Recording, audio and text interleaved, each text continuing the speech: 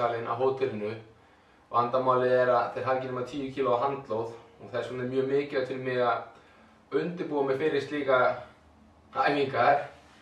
Þannig ég hef tösku með mér og alltaf gott að hafa nuddbolta með sér fyrir ferðalögin til að geta aðeins losað stífleika eftir maður búinn að sitja mikið til dæmis í flugi og í rútu og svo bara eftir erfiðan dag getur maður gott að aðeins að nota boltan að losa þau svæði sem maður þarf að einbeita sér á. Ég tek með mér fat grips til að gera æfingarnar erfiðari með þessu léttu lóð. Reyndar líka svona station sem getur gert margar mismunandi æfingar eins og niðurtog og róður og svoleiðis og það er mjög fínt að leika sér með fat gripin.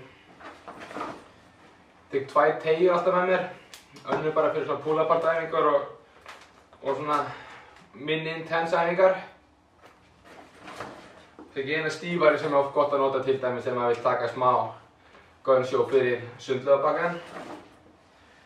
Og svo er ég með svona blood flow handcuffs, eða svona teygjur sem hindra blóðflæði. Ég geti skoðað blood flow restriction training.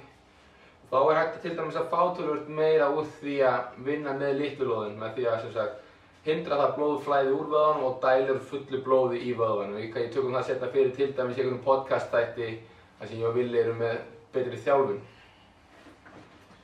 Og klárlega geti nýst mörgum sérstaklega í endurhæfingu að þekki inn á það hvernig á að nota blood flow training eða blood flow restriction training.